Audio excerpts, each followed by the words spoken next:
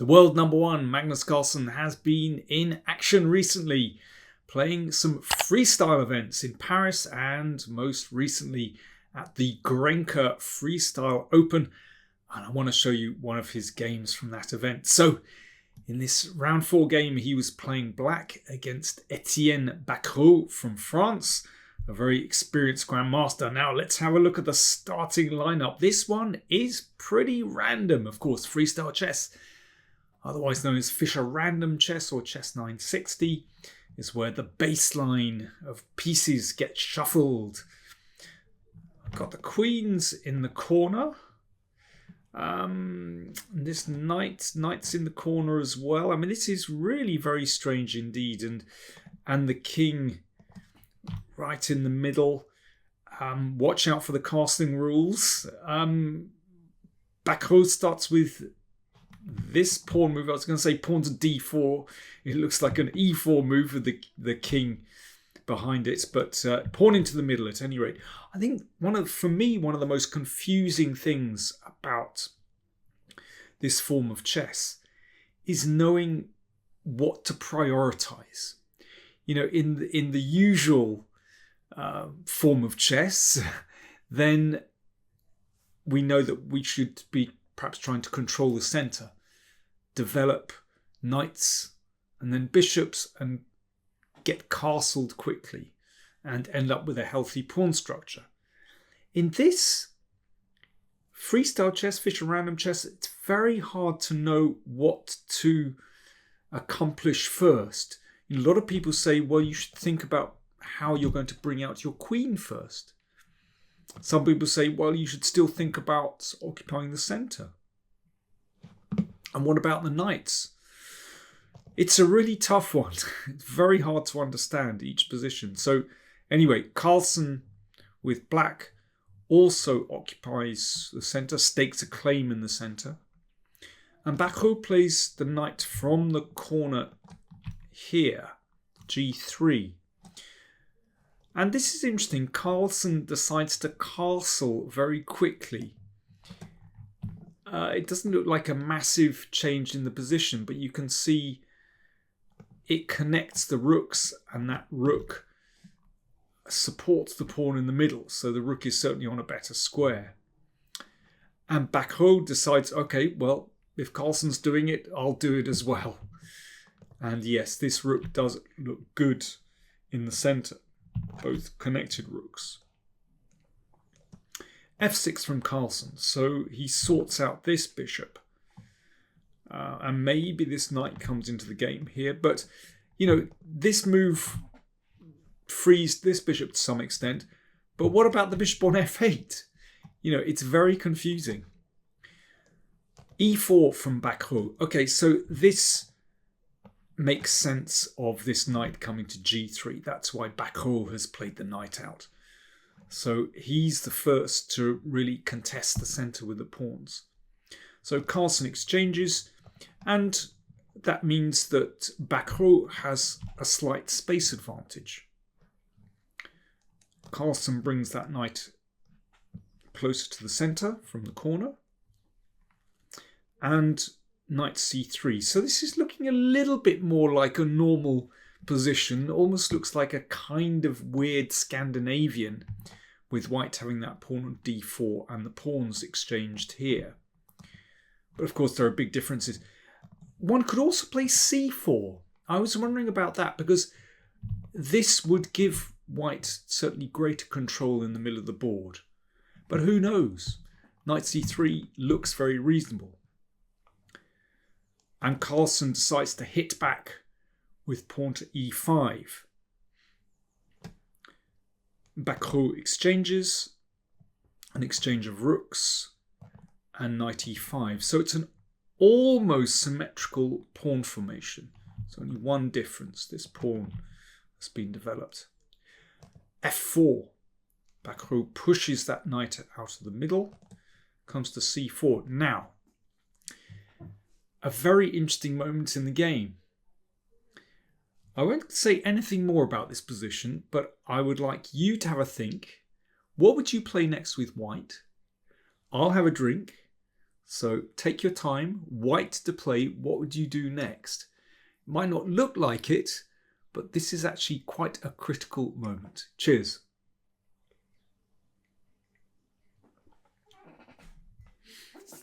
White to play. Well, I think very understandably, Bacrot decided to play a4, perhaps in order to free his queen to some extent. Perhaps this pawn is going to advance again, and then the queen might come out to a4. I mean, it's not unreasonable. In fact, this gives Magnus a chance. So I want to come back to this position. The best move for white here is pawn to g3. And that gives this bishop the option to come to g2 or h3. Now, why is this such a big deal? It's actually directed against black's queen. So if Carlsen wants to bring his queen into the game, for example, with b6, then that would be met very strongly by bishop g2, threatening a deadly discovered attack, d6 check. So that would keep the queen shut in. And if f5, so closing this diagonal, then bishop h3 attacks the pawn, g6 defends the pawn, but then knight f6 with a fatal double attack for knight fork. So this move is really interesting. So depending on how black plays, this bishop is going to hit either the queen or the king. It's very nasty. Okay, what about pawn to a5, trying to free the queen? Well, as Bacrot tried to do. Well, just a4. And sometimes this knight can come to b5 and then watch out into a7. And that could be absolutely fatal for the king. That knight would be supported by the bishop. It's a fantastic move, g3, but really not obvious. So Bacrot played a4 and Carlsen played b6. Now he's got time to make that move. You can see this bishop is not coming to the long diagonal. And already there's a threat. The rook takes knight and queen takes. So pressure on this knight. So g3 from Bacrot, but this is just too late. Now what happens next over the next few moves is extraordinary. There are some just mind-blowing tactics. So watch out. First of all, rook takes knight is not a good move. Not entirely obvious, but, well, a little bit of calculation will lead you to this. So there's a pin. So f5 forced to protect the rook. And then this is taken. And once again, it's this bishop which does the damage on these diagonals. Bishop h3 check. King steps to a very unfortunate square, blocking in the queen, and then rook d8. And black is helpless. White is just going to win material there. Okay, so what do you play off to g3? I mean, this still looks like a very dangerous move. In fact, f5 is a very strong response, and this is going to allow the queen into the game. So, for example, if this knight retreats, then bishop c5. This is quite nasty. You know, you can imagine this queen perhaps coming down to f3 as well. And you can see what a difference it makes. Bacrot's queen is stuck in the corner. Carlsen's is ready to leap into the game. Or, for example, knight d2, an exchange, more exchanges, bishop b4, and yeah, that queen is going to just zip down the board on f3 or h1, and that's already a tremendous position for black. You can see the king and queen are actually the wrong way round. That king needs to be in the corner, not the queen. So after f5, Bacrot played bishop h3. Well, still, this is absolutely on a knife edge, this position. And I can understand why this move was played. I should say also time control is 90 minutes plus 30 seconds increment per move. So it's a classical time control. Although it's quite fast in a sense. But yeah, a very tricky position already. I mean, one would have to invest lots of time here. Carlsen took this. I mean, he'd calculated this brilliantly. Bishop takes pawn, check. And the rook goes back. Well, so far so good for black. So if this is taken, then black has 2 minor pieces against a rook. Okay, that's better for black. But watch what happens. Queen a2. This queen is coming into the game. So that's pin number 1. This is pin number 2. If that knight moves, then the rook drops. So queen c6. That hangs on to the knight and looks at the rook as well. Protects the rook. Knight b5. Well, there's a lot of paint on the board. We've got these pins here. We've got that knight threatening 2 knight forks. Okay, let me take the paint off the board. This is a really frightening position for black to play. All white pieces active. How on earth is black going to escape from this? What would you play as black? I won't flip the board. That might do your head in completely. So time for another think and drink moment. You have a think, black to play. I'll have a drink. Cheers. Black to play. How do you survive?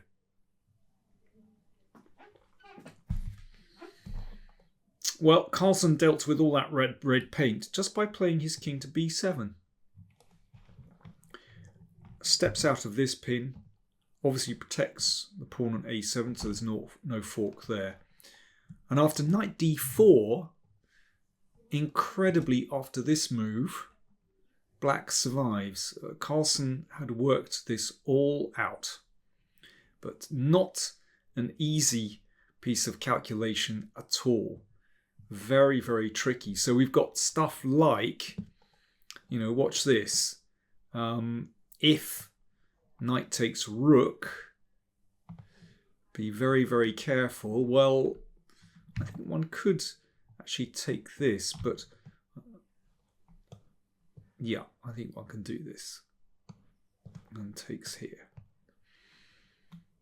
And black keeps the 2 minor pieces. Because this is attacked. And what else is going on? Well, yeah, discovered attacks. I think it's still okay. So Bacrot played bishop takes rook.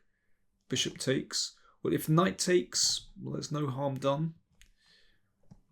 Still 2 minor pieces against the rook. So b3 played. And now actually there are a lot of good moves for black here. Carlsen went for bishop a3 check. And queen h5. Notice the difference between the 2 queens. This is what decides in this position. So there are a lot of pieces attacked here. But Carlsen has got it all worked out. So if knight takes bishop, queen takes rook, check. So that's the big threat. And this rook doesn't really have a good square to go to. If rook here, it keeps getting hassled. And, this is a problem. It doesn't have a safe spot. So Bacrot played rook d3, but then queen h3. This queen is just sneaking in. So the back rank is very weak. So the rook came back. Knight d2 check. Obviously that can't be taken because of the mate. Mate next move. King a1. And again, bishop b4. This bishop comes back. And that's obviously a fatal check. So queen b2. Defends against the check. Bishop g4. This rook's still in trouble. Doesn't have an easy life. So goes to c1. And then Carlsen keeps it very simple. He just exchanged knights here. And he's turning the game into a technical exercise where his 2 minor pieces are going to be better than that rook. It's interesting, this knight just doesn't figure at the moment anyway. Bacrot takes on g7 and knight d6. So this knight does hop into the game. It's going to perform a function in a second. But actually at the moment it does, because that knight prevents the bishop emerging here on d4. At least it's not a very good move. Bishop d4. King b2. Bishop d2 hits the rook. Again, this rook has huge problems. Look at white's pieces. They simply don't coordinate. They're in different corners of the board. And Carlsen's pieces, by contrast, wow, just doing brilliantly, crawling all over white here. So if queen takes h7, then bishop e4. This is the target. Carlsen is blasting his way through to the king. So bishop d4 played, bishop e4, so c2 is the target. Bishop c3. Well, of course, Carlsen does not want to exchange to bring white's queen back. Instead, he just played bishop e3, threatening queen takes pawn check. And here Bacrot resigned.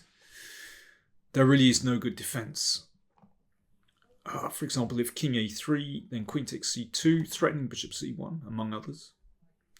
Bishop b2, bishop c5 check, and bishop d4, threatening the queen, as well as queen takes bishop checkmate. I mean, I thought that was a brilliant game. This is just such a complicated position. And yes, Bacrot did have a good move, g3, but finding this in a game would be really difficult. I think what's interesting is that Carlsen managed to solve the problem of his queen before Bacrot did. That's what decided this game. And to find a way through these tactics, brilliantly calculated by Carlsen.